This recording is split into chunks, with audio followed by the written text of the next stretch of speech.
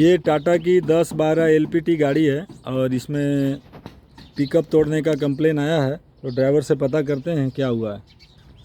गाड़ी में क्या तकलीफ है चाचा?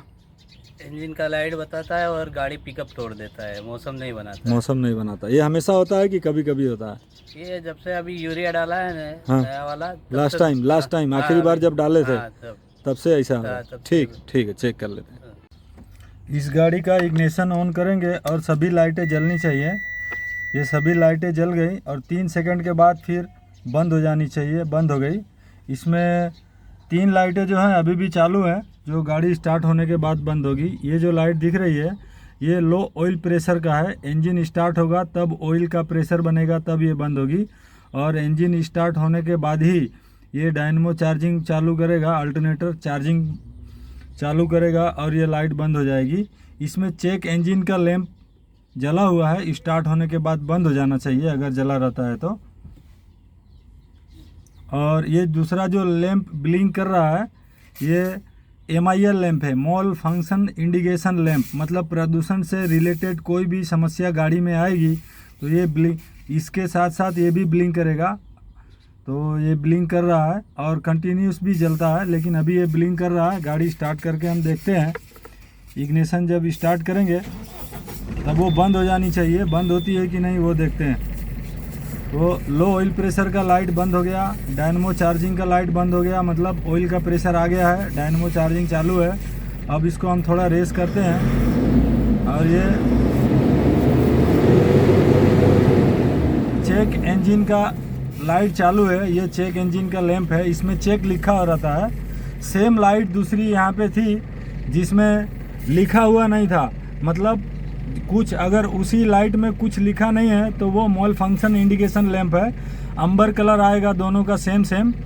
और तीसरा स्टॉप लैंप MIL लैंप के बाजू में सेम इंजन का ही लैंप होता है, लेकिन वो लाल कलर की होती है और उसमें स्टॉप लिखा रहता है। वो लाइट अगर जल जाती है तो गाड़ी जरा भी नहीं चलाना है, तुरंत साइड करके बंद कर देना है। वो लाइट इसमें अभी नहीं जल रही है। अब इस गाड़ी को हम रेस करते हैं और फिर चेक करते हैं।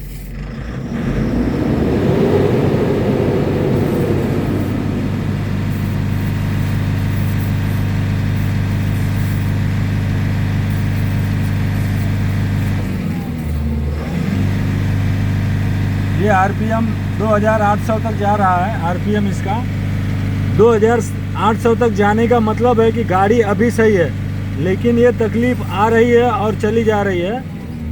ये तकलीफ आती है और चली जाती है। और यहाँ पे विजिट वर्कशॉप और कुछ और भी लिखा आ रहा था, ऐसा ड्राइवर बता रहा है, तो उसको हम देख लेते हैं।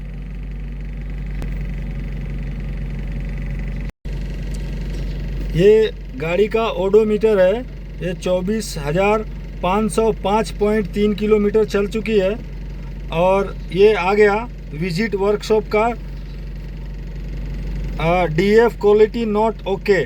तो BS6 गाड़ी है तो इसके DF टैंक के अंदर क्वालिटी सेंसर भी आता है।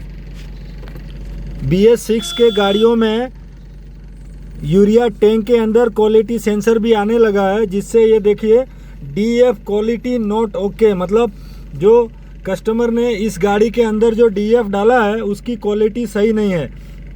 वो क्वालिटी सेंसर यहाँ पे उसका सिग्नल दे रहा है।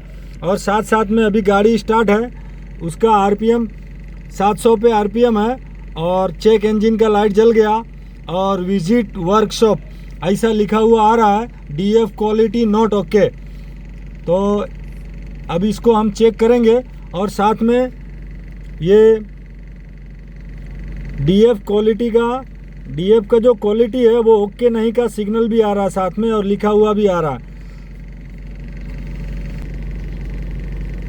ये टाटा की 10-12 BS6 गाड़ी है और इसमें ये लाइट आ रहा है विजिट वर्कशॉप और साथ में चेक इंजन लैंप जल रहा है। और DF क्वालिटी नॉट ओके और साथ में DF क्वालिटी नॉट ओके का सिग्नल भी आ रहा है साथ में। यूरिया का लेबल है 1 2 3 4 बार तक यूरिया का लेबल है, लेकिन फिर भी विजिट वर्कशॉप और DF क्वालिटी नॉट ओके ऐसा और चेक इंजन का लाइट जल रहा है।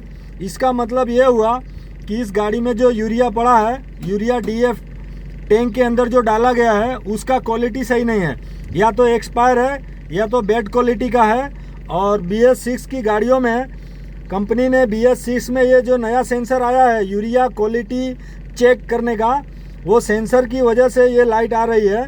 पहले BS4 के वाहनों में सिर्फ यूरिया का जो लेबल होता था, ये DF जो है फुल है एम्प्टी है इसी का सेंसर आता था। DF क्वालिटी का लाइट और DF क्वालिटी का यूरिया टैंक के अंदर मीटर नहीं आता था।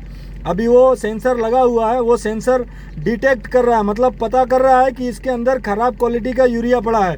तो BS6 के वाहनों में इतना फ़ायदा है कि ख़राब क्वालिटी का यूरिया डालेंगे तो तुरंत पता चल जाएगा।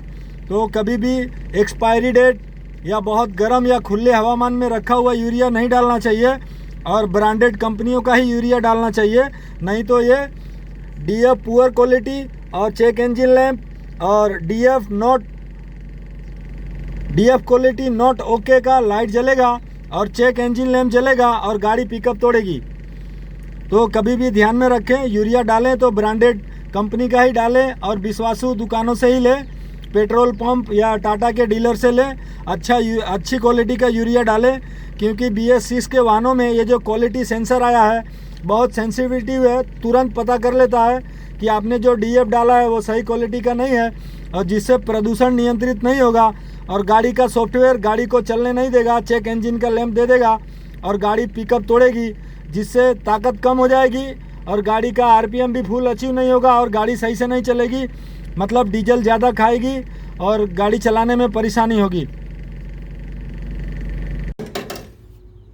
चेक इंजन लैंप चालू है और साथ में MIL लैंप ब्लिंक कर रहा है, प्रदूषण रिलेटेड ये ब्लिंक करेगा। और इसके बाद भी अगर हम काम नहीं करवाते हैं तो वो कंटिन्यूस जलेगा और गाड़ी 20 किलोमीटर की ज़्यादा स्पीड में नहीं चलेगी, लिंप होम मोड में चली जाएगी। तो 20 किलोमीटर से ज़्यादा इसकी स्पीड नहीं होगी, मतलब अगर 100 किलोमीटर चलना है तो 5 घंटे लगेंगे, तो उसका काम करवा लेना चाहिए। अभी हम इसको यूरिया निकाल देते हैं और दूसरा यूरिया डाल देते हैं। इस गाड़ी का यूरिया हमको बदली करना है और अच्छा क्वालिटी का यूरिया डालना है। तो ये यूरिया का टैंक है, इसके नीचे की तरफ ड्रेन प्लग दिया हुआ है। ये एलंकी अभी हमने ढीला किया है, इसको खोलेंगे और यहाँ से हम सब यूरिया निकाल लेंगे। लेकिन उसके पहले इसके ऊपर जो है एक डस्ट कवर लगा रहता है, इस तरह से इस कवर को खोलना है। ये कवर यहाँ पे लगा रहता है, इसको खोलेंगे तब ये दिखाई देगा। ये मोटर का सेक्शन है और ये क्वालिटी सेंसर का है। ये यहाँ से ये बूच एलंकी को खोल के यहाँ से हम यूरिया निकाल लेंगे। इस तरह से कोई तगारा ले लेना है और ये ड्रेन प्लग को जब हम खोलेंगे तो यहाँ से यूरिया निकल जाएगा। ये ड्रेन प्लग खुलने के बाद यूरिया निकलना चालू है, लेकिन एलंकी का बूच जो हमने ये बूच खोला है थोड़ा थोड़ा निकल रहा है। जब ये ढक्कन को हम लोग खोलेंगे, ये सील्ड रहता है, तो यहाँ से जब हवा जाएगी तो और तेज़ी से निकलेगा। खोलो।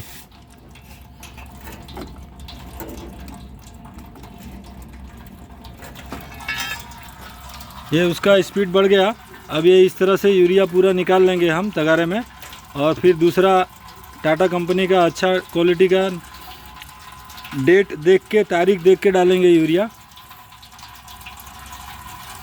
ये हमने नया यूरिया का बाल्टी लिया है और इस पे ऊपर टाटा का सील देख लेना चाहिए, ढक्कन खुला तो नहीं है और सील लगा है कि नहीं।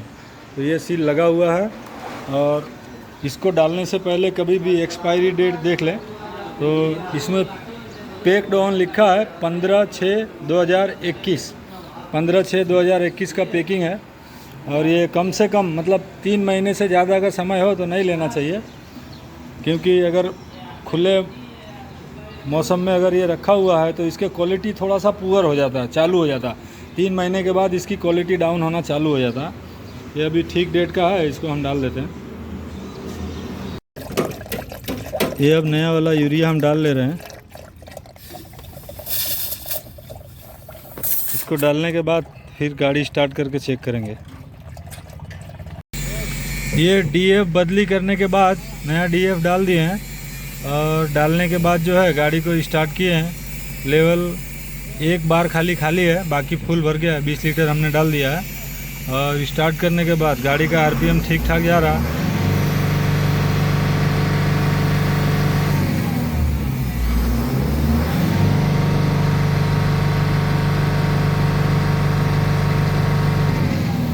ये विजिट वर्कशॉप और डीएफ क्वालिटी नॉट ओके का जो एरर आया था वो उसको डीटीसी जो क्रिएट हुआ था वो डीटीसी डिलीट करना पड़ेगा, लेकिन उसके पहले हम गाड़ी चला के देख लेते हैं। ये ड्राइवर गाड़ी का ट्रायल लेके आया है, गाड़ी चलने में सही है और एमआईएल लैंप नहीं जल रहा है और पुअर यूरिया पुअर क्वालिटी का सिंबल भी नहीं आ रहा है और गाड़ी ठीक चल रही है। लेकिन वो विजिट वर्कशॉप का जो सर्विस का जो लाइट आ रहा था वो जब वर्कशॉप में कभी सर्विस में जाएगी तो वो इरेज करवा लेगी, मतलब डीटीसी क्लियर करवाना पड़ेगा। वो डीटीसी बाद में वो ऑपरेटर जाएगा तो जनरल सर्विस में तो क्लियर करवा लेगा।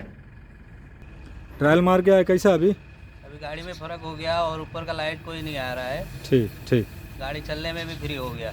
ठीक है, चलो जाने दो।